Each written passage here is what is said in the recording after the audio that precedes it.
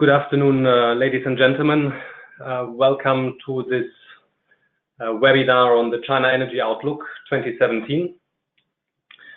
This webinar is one in a series of webinars that we from the International Energy Agency have been holding over the last couple of weeks following the release of the 2017 World Energy Outlook. There was a webinar on the main findings. There was a webinar on our sustainable development scenario. There was a webinar on trends for fossil fuels, or the outlook for fossil fuels. There was a webinar on the outlook for renewables and energy efficiency. And today's webinar, as I said, will be focusing on the China Energy Outlook, which was the focus country. China was the focus country of the World Energy Outlook 2017. I'm joined here by my colleague Kieran McNamara. My name is Timo Gühl. The two of us have been co-leading this work on China. We will, in the next couple of minutes, we will be talking through some of the key findings of this work, and we will afterwards give space for questions, for a Q&A session. You're of course most welcome to send us your questions along the way while we are talking. Let me start off by saying why the IEA has chosen to do another in-depth focus on China. Well, in many ways, first and foremost, this is because it is already 10 years since we have been doing a last full review of energy trends in China. Obviously, China is a subject that we are looking into every year because whatever happens in China is ultimately of high importance for the energy world at large. But in recognition of the progress that has been made in China in particular, this year's World Energy Outlook dedicated 4 chapters to the outlook of China in particular.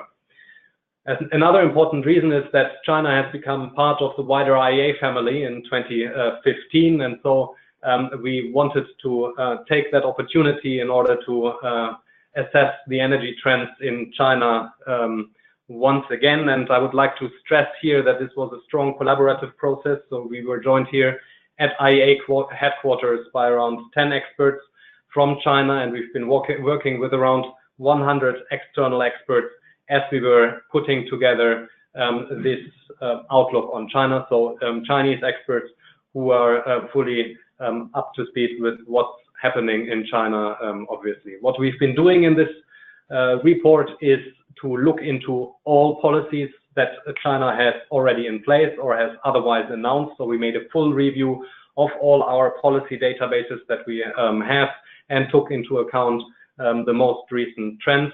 We did this for China as a whole, but also province by province in order to understand how different trends in China are shaping out. The report has afterwards, after we released the World Energy Outlook, been translated into Chinese and was launched actually by our executive director in China on the 8th of December. We had a couple of additional follow-up presentations of this report to the Chinese audience in Shanghai, in Guangzhou, in Kunming, and in various other parts of China in order to bring the report findings to the attention of Chinese domestic stakeholders. What we are trying to say in this report is that China is really on the verge of stronger changes in its macroeconomic as well as its energy sector structure. This is largely driven by the attempt to make China's skies blue again. What's happening in China, as I said at the outset, is obviously something that is very important for China as a country itself, but obviously has global implications by the sheer size of China. There are 4 main trends that we see that shape the energy outlook in China. The first one is that we are looking into a new era of development for China, both for its economy as well as its energy sector. as the shift towards light industries and services is likely to affect the future structure of energy sector development moving forward. This is something that is really underpinned by a number of policies, wider macroeconomic policies, but also very concrete ones that affect the energy outlook, such as the Made in China 2025 initiative. What we are expecting in China and what we are already seeing in the numbers is that energy demand growth will be slowing moving forward. This is something that is driven in parts by the shift in the economic structure, where we're seeing a shift away from quantity in terms of energy demand growth towards quality of energy demand growth moving forward on the one hand, but this is also driven obviously by strong efficiency improvements in the Chinese energy sectors. Almost 60% of final energy demand today in China is covered by minimum energy performance standards. Third, the third trend that is shaping China's energy outlook is actually something that we are already seeing today when you look at global energy markets. China is really assuming leadership in a range of clean energy technologies, is also looking to increase its role in natural gas markets. You can already see this in the numbers, as I was saying, 40% of global renewable capacity additions in 2016 were in China, and China is already today the largest market for electric cars at around 40% of global sales in 2016. So there is already a lot taking place in China, and this will have strong implications moving forward. As I was saying at the outset, environmental considerations are increasingly moving to the fore of policy considerations in China, notably, obviously, air quality. What we'll be presenting over the next couple of minutes, my colleague Kieran and myself, is based on the scenario work that we've been doing. So we're not trying to predict the future of China's energy demand moving forward. Of course, this is all based on existing and planned policies that already exist in China. These may or may not change over time, but for taking stock, we believe this is a useful benchmark for expectations that should offer some strategic insights into energy sector development in China moving forward. What we are trying to tell international observers here in particular is that the way we have conceived China in energy terms is something that we have to change in terms of our way of looking at China's energy sector development, because China's future will not be the same as was its recent past.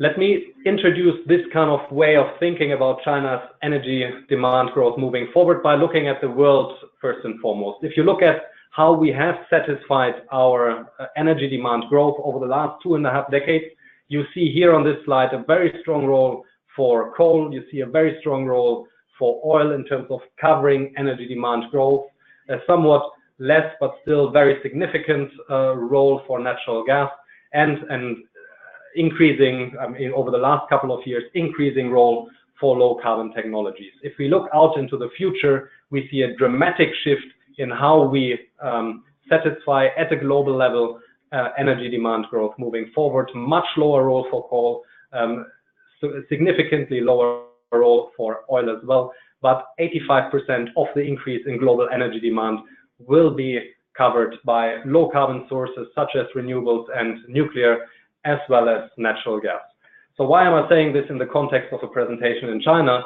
The reason why I'm saying this is obviously because China is really what is driving these global trends. It has done so in the recent past, and you see this year very importantly for the case of coal, where China was practically responsible for all of the growth in coal demand over the last 2.5 decades, but where we are expecting China's coal demand to be in structural decline moving forward to 2040, in particular already today in the industry sector, and then increasingly in power generation by around 2030 as well. My colleague Kieran will be talking about that in a couple of minutes.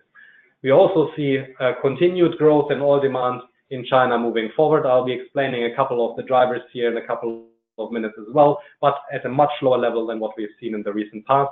And the strong emphasis in growth for low carbon energy technologies as well as natural gas is really what drives global trends here as well. For natural gas, 1/4 of global demand growth will be coming from China on the basis of existing and planned policies. Now, as I say here, or as you see here very nicely, China is one of the drivers of low carbon technology deployment moving forward. And you see this very nicely reflected, in fact, when you look at the power sector, where this transformation is most apparent. If you look back at the last 6 years or so, then what you see is that China has been driving already the trends for solar PV, wind, and other renewable energy technologies, but it has likewise been driving the trends for coal. So there was nearly as many capacity additions for coal as it were for renewables over the last couple of years. When you look out into the future, what we are seeing is actually that for coal, there's going to be a dramatic decline in terms of capacity additions moving forward. 90 gigawatts are already under construction in China in terms of coal-fired power generation capacity. Once these are built, then we are expecting a dramatic slowdown in terms of additional capacity additions moving forward. For natural gas, we are seeing a similarly important expansion as we have seen over the last few years. On the one hand, to provide some flexibility to the power system, but on the other hand, also to address air pollution problems. Nuclear, China is in our projections becoming the global leader in nuclear energy deployment by around 2030, overtaking both the European Union as well as the United States. The outlook for nuclear is weighed down in other countries, in part by financial difficulties in the industry, stiff competition from renewables, and also recent policy changes in some countries. But what China is really driving here over the next couple of decades, and that's why I'm pointing to power generation in the context of China's leading role for low carbon technology deployment, is really the deployment of renewable energies, where we're seeing a significant increase in terms of PV deployment over the next 2.5 decades compared with recent trends. Obviously, we know that 2017 is going to be another important milestone in terms of PV deployment in China already, but an element of consolidation will take place in this over the course of the projections. What we are finding, in fact, in China is that this is not only something that is being pushed by government policies, but increasingly by costs. In our projections, solar PV becomes the cheapest source of power generation over the course of the 2030s. The share of coal in power generation falls in return significantly from roughly 2/3 today to less than 40% by the year 2040. Now, why is China rolling out so much capacity for the power sector? Well, one reason is obviously that China, as many other countries, is increasingly electrifying its energy sector. This is a trend that we have gone through in many countries in the industrialized world, and so the additional growth that we are expecting moving forward is not the same or European Union as it was in the recent past, but this is really a trend that we are seeing in countries, in developing countries in particular, in Africa as well as Southeast Asia, Middle East, and many others. Noteworthy here are really two important countries. For India, we are expecting to add the equivalent of today's electricity generation from the European Union moving forward. And for China, we are expecting that they add the equivalent of today's United States moving forward in terms of electricity generation. Where will all this growth come from? It will come from a variety of different sources. This really depends on the country in particular. Industrial motors are an important pillar of electricity demand in China already today. Cooling will become an important pillar moving forward, and so will electric vehicles in the case of China as we go along. Now, what's happening in terms of the energy sector is, as I said, in China in particular, is, as I said already at the outset, is a change in the quantity, but also the quality of energy demand growth moving forward. This is something that you see very well reflected as you look into our projections for end-use sectors, so as for the industry sector, for the transport sector, as well as for the building sector. In our projections, electricity accounts for more than half of final energy demand growth to 2040. It becomes the dominant source of final energy demand, overtaking coal and overtaking oil. This will be driven by two sectors in particular, first and foremost by the industry sector, just as well as the building sector, which each account for around 45% of overall growth moving forward, although the electrification of road transport will also play an important role moving forward. If you look at the industry sector, I think here the narrative of a change in quantity and quality of energy demand growth is really most closely reflected. This is something that is driven by the restructuring of Chinese economic growth away from heavy industries towards lighter industries and services, but also by energy efficiency efforts. Industry was the key driver of energy demand growth over the past decades, and you see this very well if you look just at energy demand in industry today. Today, for heavy industry sectors, so iron and steel, chemicals and petrochemicals, cement and aluminium represent almost 3/4 of industrial energy use, 80% of industrial coal consumption, 70% of industrial oil demand, and 55% both of industrial gas demand and industrial electricity demand. But we are expecting the weight of these sectors in industrial energy use to decrease from, as I said, roughly 3/4 today to around 2/3 by the year 2040, largely driven by the restructuring of economic growth moving forward. In the transport sector, we're expecting a continued growth in terms of demand for mobility as well as for road freight transport moving forward, pushing up oil demand. In our projections, actually, China overtakes the United States by around 2030 to become the leading source of global oil demand. But there's a couple of additional important stories to be told, and I'll do that in a couple of seconds. And in the building sector, we observe that the policy framework has changed dramatically over the last 2.5 decades. China rolled out its first set of national standards for green buildings in 2006, which really gained momentum only in recent years. And the Ministry of Housing and Urban Rural Development in the 13th Five-Year Plan mandates 20% greater energy efficiency than in 2015, over 40% of materials to be green, and the retrofit of some existing residential and public buildings. So we're expecting, in terms of building sector energy demand, a continued rise to 2040, but here again with an important role for electricity moving forward. Now, let me say a couple of words about oil, and I've already been saying that China in our projections overtakes the United States as the leading source of global oil demand, but more importantly probably for Chinese policy making is that China becomes the world's largest oil importer by around 2020 already. What are the various different reasons? Why do we think that oil demand will keep rising? First and foremost, this is because of the petrochemical sector, where the demand for plastics and various others are pushing oil demand from petrochemicals moving forward. We're expecting continued rise in oil demand from road freight trucks.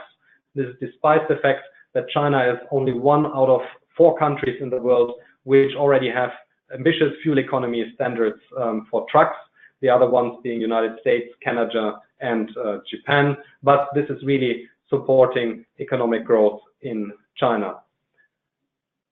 What we are expecting, though, in China to happen is a plateau in terms of oil demand moving forward.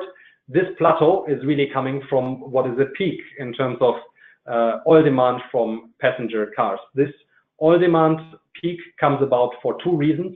One is the efficiency standards that China has, 5 liters per 100 kilometer by the year 2020 and 4 liters per 100 kilometer by the year 2025.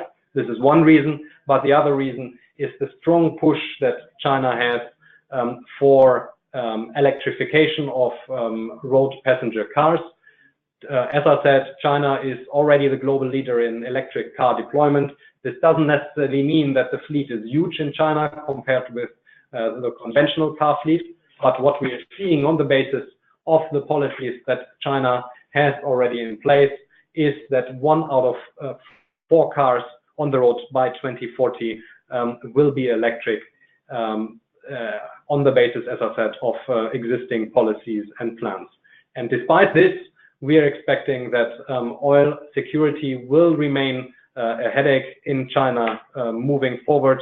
Oil imports actually rise in our projections from around 8 million barrels per day today to 13 million barrels per day by the year 2040. So for international observers, I think it's important to note that China will be looking at this very closely moving forward. And with this, I'm going to pass over to my colleague Kieran to talk a bit about natural gas and coal in particular. Thank you, Timur, and good afternoon, everybody. As Timur mentioned in his introductory slides earlier on, he highlighted the growing role for gas in energy demand growth over the outlook period. He also highlighted China's increasing role in global gas markets. What I want to do over the next couple of slides is to take a look at both of those, what's happening in global markets over the outlook period, and why and how China is important to what's happening in those markets. Firstly, as you may already know, gas is the fuel focus in WEO 2017. And in that, we have a variety of different scenarios. These vary in many ways, but the one thing they all have in common is that the contribution of gas to the energy mix rises in all of them. For example, it's almost 45% in the new policy scenario. Now, we acknowledge very strongly in WEO that gas markets are changing rapidly. First, trade is rising and the role of LNG is growing. For the moment, the dominant way to move natural gas over long distance is by pipeline. For example, gas from the Caspian to China. But 90% of the growth in the long run over the outlook period is likely to come from LNG. And what does this mean? LNG trade is inherently less rigid than pipeline trade. Therefore, if there are no contractual restrictions, and we see those disappearing at a rapid rate, then LNG will seek out buyers wherever they are. And this is making the global market, the gas market, much more global and much more closely interconnected. Secondly, there is a growing roster of new diverse suppliers.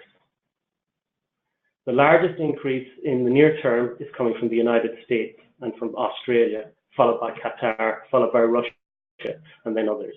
By the mid-1920s, the US is up there with Qatar and Australia as one of the largest exporters of LNG. This points to an increasingly competitive supply picture, which is good news for all consumers. However, we also have question marks. Putting new long-distance gas infrastructure in place requires a lot of capital. The investment required is significant. And this in the past meant selling the gas upfront to consumers that were prepared to commit over the long term. But today, these long-term buyers are harder to find, and the demand in the future is likely to be more fragmented, more opportunistic, and seeking out more flexibility. And there's a need to find a new business model or models that can move projects forward in this new environment, which brings with it risk if there is any tightening of projects being delayed. Finally, there's a big shift in the consumer side. In the past, the largest gas importers were in Europe, they were in Japan, and they were in Korea. But 80% of the demand growth over our outlook period is in new markets. There's a huge opportunity for gas here, and almost all of this new growth will be LNG. For example, if we look at China, less than 5–6% of energy demand is represented by natural gas compared to the more mature markets where it's above 20%. The main challenge here is that much of this gas will have to be imported, and consumers are highly price sensitive. I mentioned briefly the risk of market tightening. The gas industry can't afford any price spikes, and more generally, exporters need to work hard on controlling and managing their costs to deliver a competitive product in a world where renewables are cheap and becoming more and more less expensive.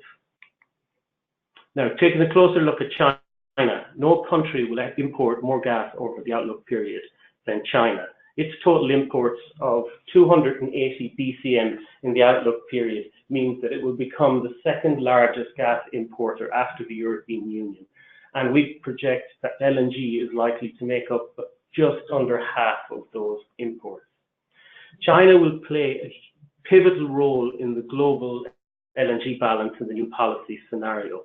And based on our analysis of supply contracts, our projections indicate that China is likely to remain overcontracted through the early 1920s. Chinese importers have agreed to take more LNG than they're likely to need at the moment. But by the early 2020s, projected imports in our new policy scenario will exceed contracted volumes. This implies that Chinese importers will play an important role in the global LNG market as they try to dispose of their overcontracted volumes. However, as we move out towards 2025, our projections also indicate that Chinese buyers are short of contracted gas, which means they will have to enter the market to buy more. Higher than expected Chinese shale output in the 2020s would push back the point at which they need substantial additional LNG volumes, potentially prolonging the periods of oversupply and sparking another round of competition amongst exporters for market opportunities. We project the Chinese LNG imports will quadruple and reach as high as 130 BCM by 2040. China will have a major role rebalancing and reshaping the future LNG market. And by the end of the outlook period, China will have overtaken Japan to becoming the largest LNG importer in the world. This gives China substantial leverage in negotiating contract terms and prices on markets. But the pace at which China expands its domestic distribution structure, the pace at which it switches from coal, its strategic choices about shale gas production, and its success in expanding other forms of unconventional gas production, and also the speed at which renewables expand, will all determine how much LNG China will need over the outlook period. This means that the evolution of LNG demand that you see here on the yellow line running across the top of our figure could be higher or lower. But irrespective of this, China is likely to play a key role in global LNG markets in the future. Now, I'll move on a little bit to coal, our final word on coal. The links between China's policy choices and the global outlook are far more profound for coal than for any other fuel in this study. While we project China's coal consumption to decline in the new policy scenario, the country will remain a giant in the global coal market, and the impact of its policy choices are likely to be felt quickly, not only by producers and consumers within the country, but by producers and consumers around the world of coal and other competing fuels. Now, China faces the prospect of a large decline in coal production from the late 2020s onwards, as the wave of mines that were opened in the early 2000s start to reach the end of their operational lifetime. The age profile of the mines and the likelihood of a declining output from the 2020s presents an opportunity for China to move away from coal over this period, but only if alternative technologies and fuels are available to provide an adequate substitute, and if the implications for employment appear manageable. the coal industry employs around 4 million people at present, and we expect by the outlook period this could decline to about 750,000. In other words, about 135,000 miners will be leaving the industry every year over the life of the projection period. To do this would require a parallel step in China's coal-fired generation fleet and a readiness to shut down plants before the end of their operational or economic life. This is highly unlikely. We estimate at the moment that about 60% of China's coal-fired power fleet is less than 10 years old.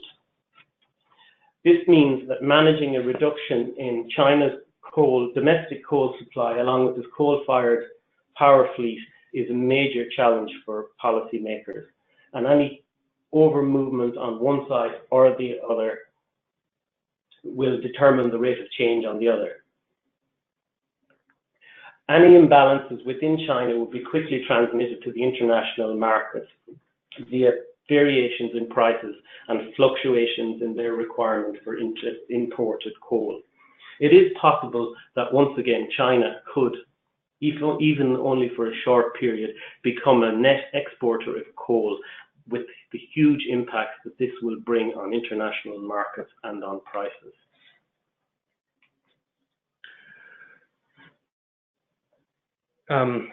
Let me say a couple of words before that to round up our new policy scenario discussions, which is really our central outlook on what's happening in China on the basis of existing and planned policies, by talking a bit about China's push for clean energy technologies. As I was saying at the outset, China is already today the leader, global market leader in the deployment across many different segments of clean energy technologies, and we're seeing this really reinforced in the outlook to 2040. When you look, for example, at electric cars, then China is really pushing investment into the deployment of electric cars already today, and in our central outlook, they will remain the global leader in terms of EV deployment moving forward, ahead of the European Union. In terms of wind power as well as solar PV, the investment that is taking place in China is really the largest around the world, ahead of countries like the EU as well as the United States. But in the case of PV, India is really the second largest investor. In terms of nuclear, China is far and away the largest when it comes to nuclear deployment moving forward, well ahead of countries such as India as well as Russia.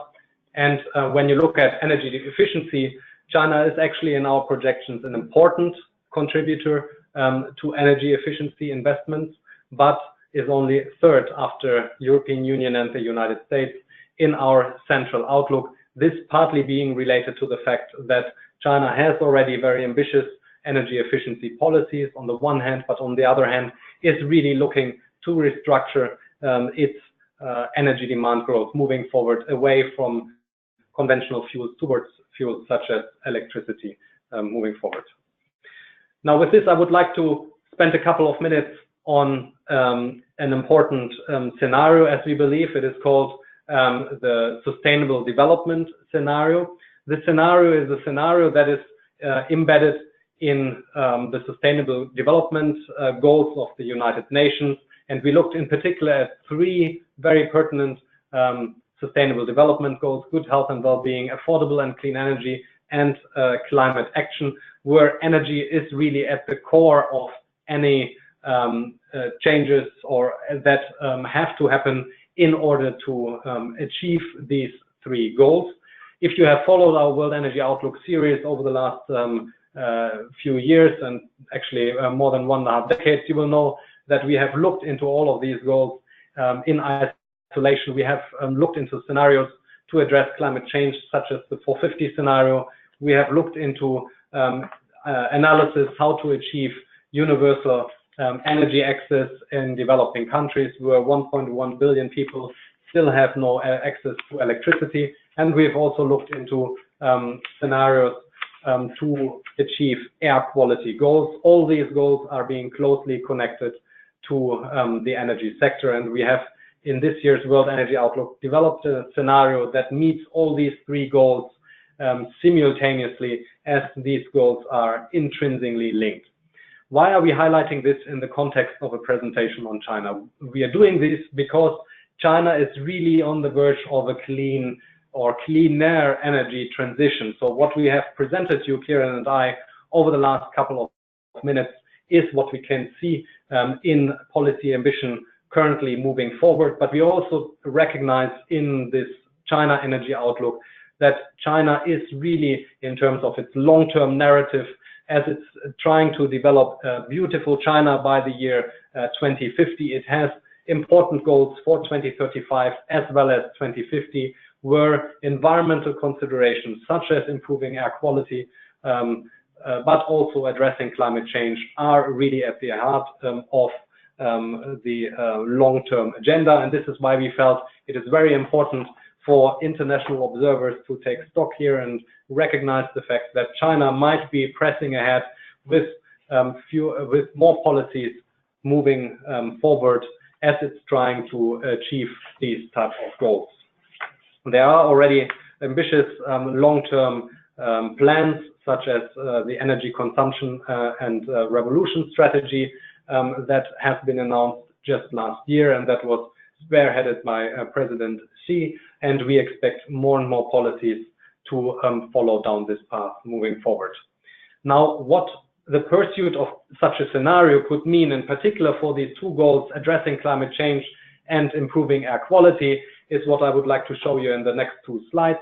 First, it is really important to recognize that China's efforts in the new policy scenario on the basis of existing and planned policies are actually about to bring a peak in its energy-related CO2 emissions by around 2030, or actually just before 2030.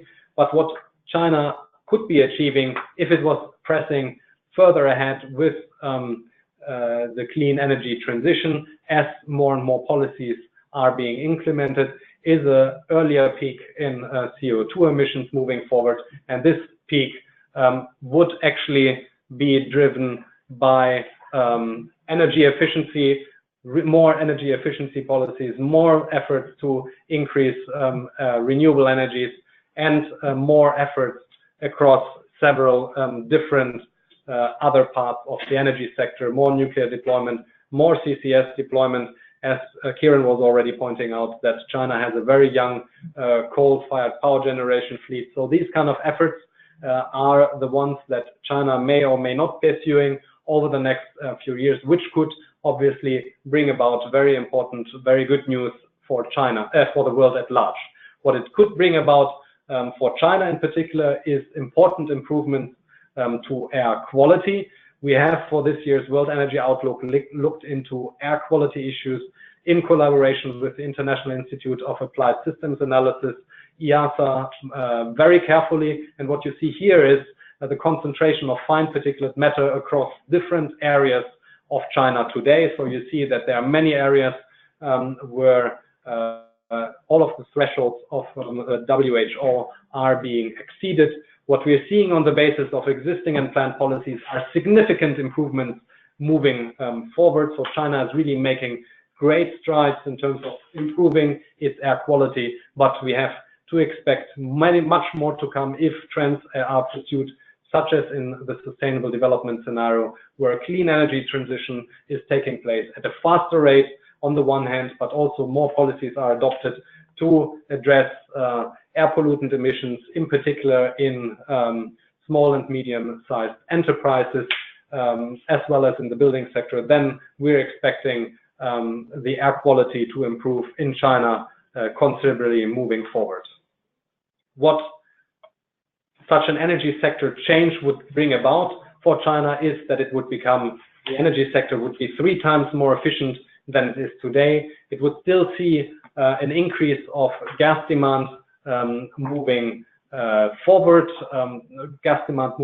increasing gas demand moving forward, in case that the oil and gas industry manages to keep in check its emissions, methane emissions during oil and gas production. You would expect a significant increase in solar PV capacity to 760 gigawatts by the year 2040, and you would roughly expect a tripling of the global car fleet by the year 2040 over what we are projecting already on the basis of existing and planned policies to more than 300 million vehicles by that year. What it would require for China is significant additional investment, where part of this investment, additional investment, is really to bring about changes in end-use sectors, more efficient vehicles, more efficient appliances, electric cars, obviously. But what is also required is a restructuring of investment decisions in energy supply. So more investments into low carbon technologies than are already taking place on the basis of existing and planned policies.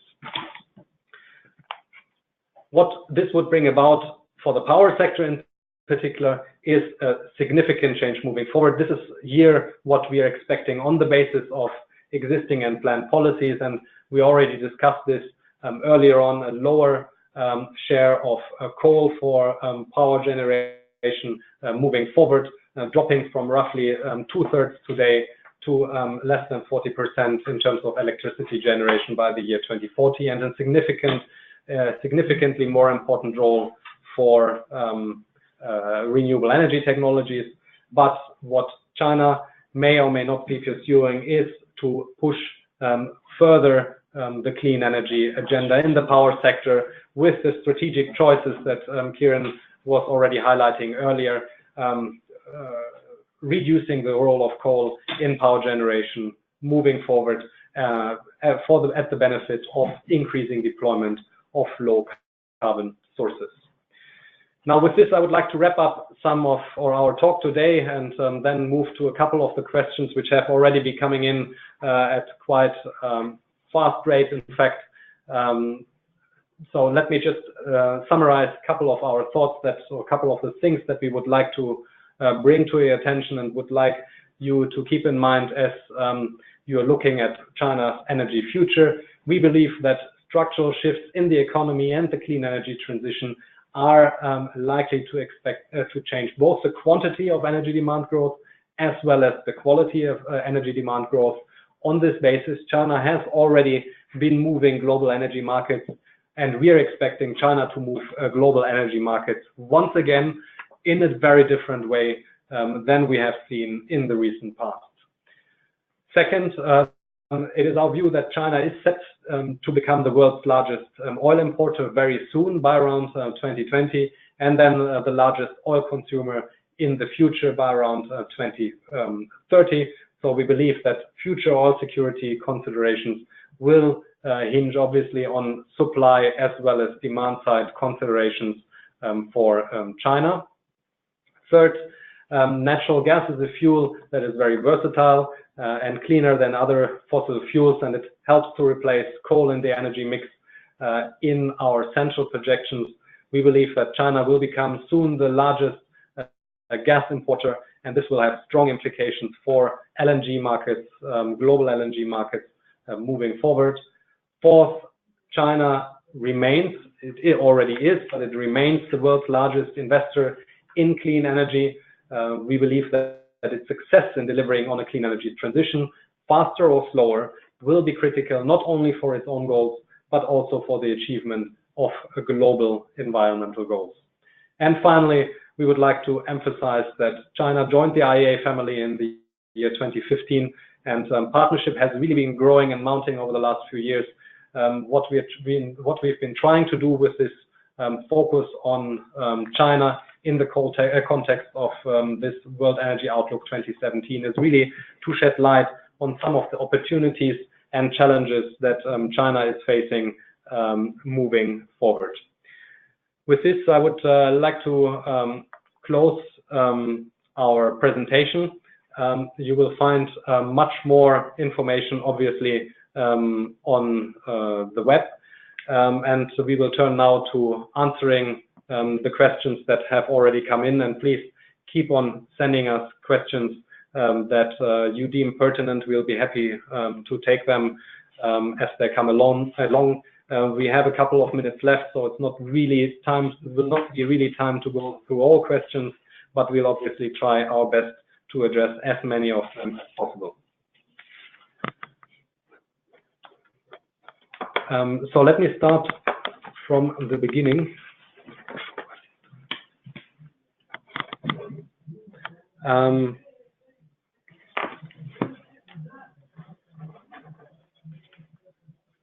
One moment. So we have been asked by Yu Li, what is the source of energy statistics for China, and whether they have been independently verified. Now, we at the IEA, we obviously work very closely with the National Bureau of Statistics. What you have seen here today are energy statistics as they're reported to the International Energy Agency. We have been for many years closely working with Chinese government officials in order to improve data collections on all parts, and we believe that this is the best source of energy data that is currently around. We have been verifying this against energy demand data that we see at province level in China as well. Now, the second question is about the modular sizes of nuclear power. This comes from Vikram Maturi. He also had a couple of other questions on solar PV projections, whether we think that China will stop at 20 to 30 gigawatt installed capacity. I think when it comes to the sizes of nuclear power plants in China, there is obviously a different numbers depending on the project, but I think you're generally talking about 1 gigawatt of the sizes. When it comes to solar PV deployment, what we've been showing is average annual capacity additions, right? So we're not talking about this being the final installed capacity, but we're talking about China installing every year this kind of rate. We obviously know that China is on track to exceed this easily in the year 2017, but this is the average over the course of the projections as China is consolidating its power sector. Then a question from Junger Ha, who is asking about the slide on the quantity and quality of energy demand. Oil, gas, and coal, electricity, and renewables are included. It is not clear whether oil, gas, and coal consider for both fuel and raw material, as the electricity can come from oil, gas, and coal.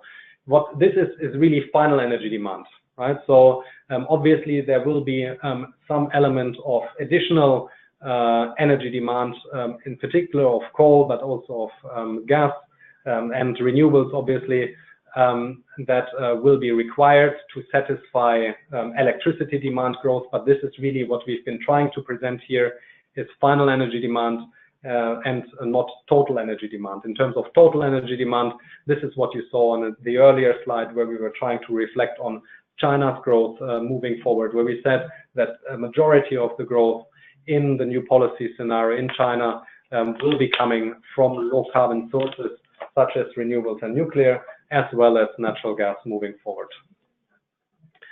Then there is another question from Vikram Maturi, who is asking about the 100 million EVs that we see in 2040 and whether there is enough lithium to support the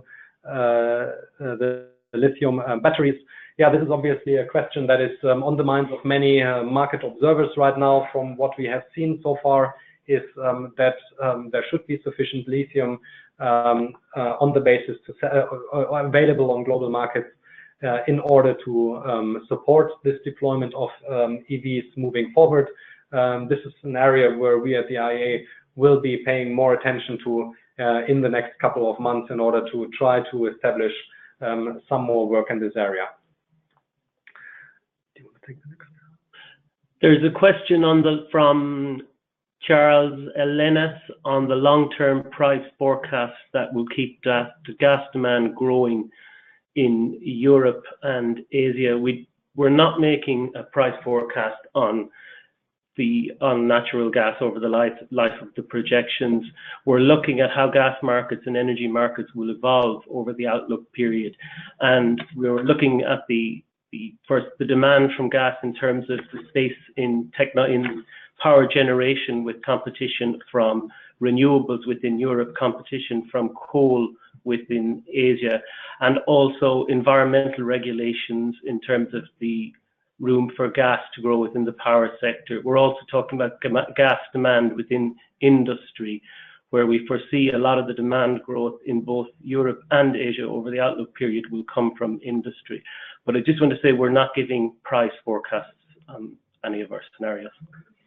Maybe just to add to this, you will find in the World Energy Outlook, and actually on our website, you will find in chapter 1, you will find the fossil fuel import prices by scenario, where you see what are the prices that underpin the projections in the various different scenarios. And you see here for China, for example, the price for the import price for natural gas increasing from an average of $5.8 per MBTU in the year 2016 to 10.2 by the year 2040. So still on this basis, seeing a significant growth moving forward.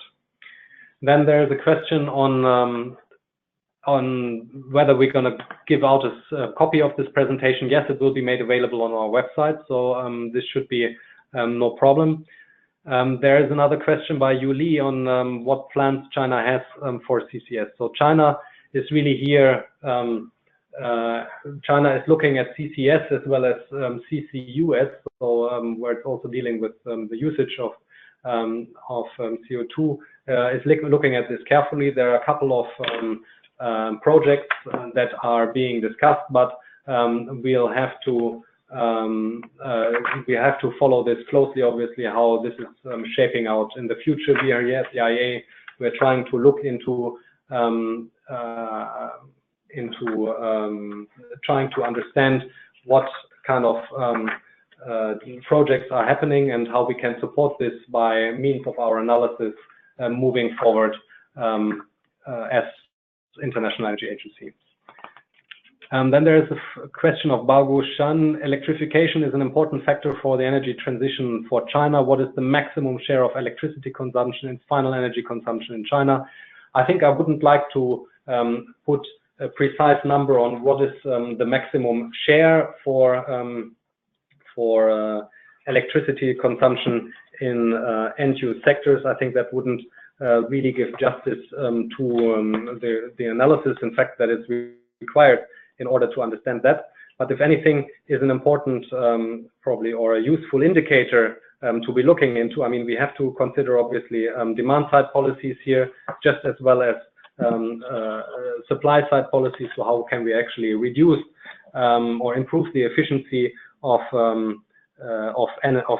appliances moving forward? But if our sustainable development scenario is of any help here in trying to understand what would be the share, then we are actually seeing here 1/3 of electricity of final energy consumption in the year 2040 in our sustainable development scenario is coming from electricity. The next question is from Charles Elinas. You're ignoring the impact of low prices and prolonging fossil fuel demand in your long-term outlook. I don't think this is the case. In fact, what you see is that we have a very gradual increase of fuel prices, fossil fuel prices moving forward. We do account, in fact, in particular when it comes to oil, the extended period of low prices that we are seeing right now. There's a couple of questions for Cyril, and I'm afraid we are already reaching the end of our call. It's already 1 minute before the end of our call, so I'll need to be a bit selective, or we will need to be a bit selective in terms of the questions that we can answer, but do not hesitate to to send us an email if you wish us to follow up with these kind of questions. It's at wio@iea.org would be the email address, and we'll be happy to answer your questions as they come in. I think Cyril has several detailed questions on industrial value added and its share in Chinese GDP. This is actually an important part of our analysis. We have worked with the OECD's environmental linkages model in order to try to understand the pace of the economic transition, and we see that actually less than, in our projections out to 2040, less than or around 20% of economic growth is actually coming from value added by the industry sector. So I think what we are trying to reflect on here is the strong shift in economic growth towards the services sector. Cyril is also asking about whether the sustainable development scenario could be achieved without CCS. If yes, what would be the additional investment cost for China?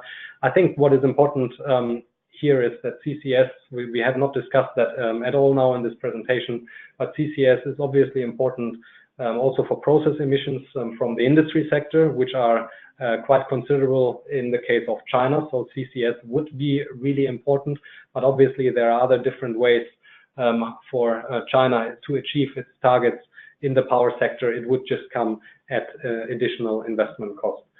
With this, I think we'll need to close our webinar for today. There are a lot of additional questions that came in, and we apologize really in advance. It's a very long list of questions, and we've been trying to go through them top to bottom. I would just like to repeat, because the question came in once again, the email address that you should be using. It is wio@iea.org. Just send us an email there, and it will be directed to Kieran and myself, as well as the various different other colleagues that have been involved in this study. With this, I would like to thank you all for your attention, and thank you for bearing with us. And as I said, do not hesitate to send us an email if more questions come along as you reflect on this presentation. Thank you very much. Thank you.